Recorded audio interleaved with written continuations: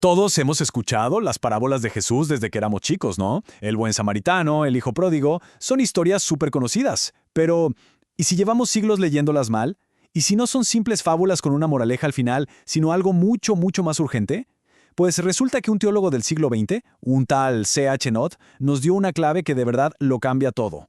Ok, para empezar, tenemos que responder una pregunta que es fundamental. Cuando leemos estas historias, ¿qué estamos viendo exactamente?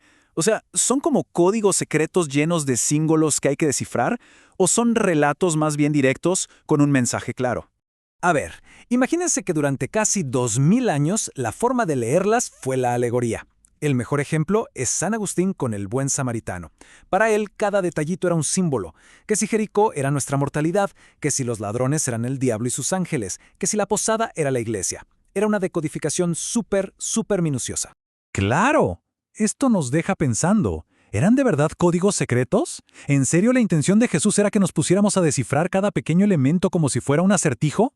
El método alegórico daba por hecho que sí, pero ¿y si había otra forma de verlas? Y bueno, la respuesta llegó a finales del siglo XIX. Un teólogo, Adolf Jülicher, dijo: un momento, estamos confundiendo peras con manzanas.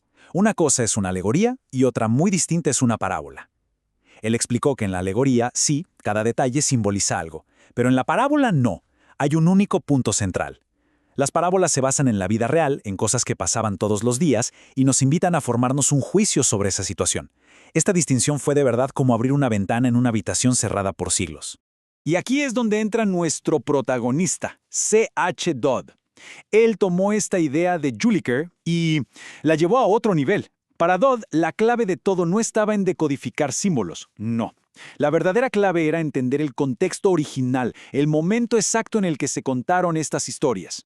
Entonces, y este es el punto que lo cambia todo.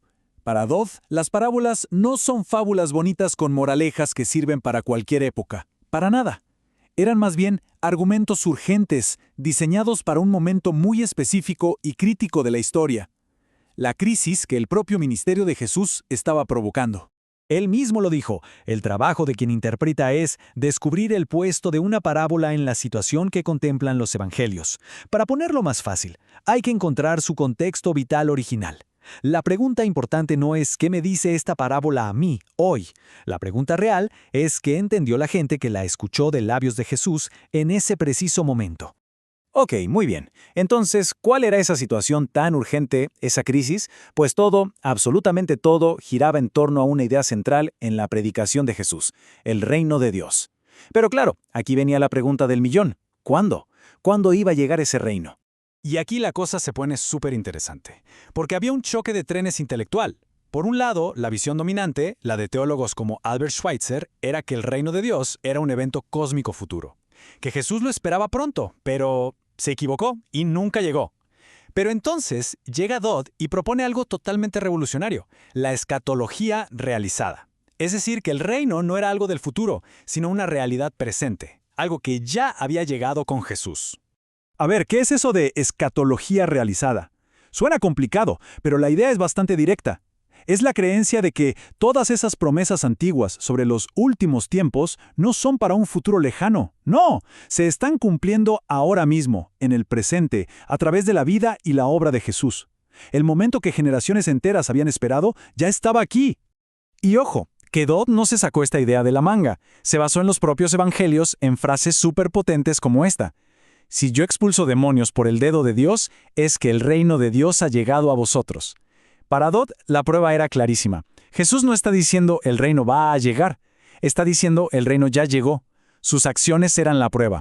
Y no eran señales abstractas, eran cosas súper tangibles. Cuando le pedían pruebas, Jesús no apuntaba al cielo, les decía que miraran a su alrededor.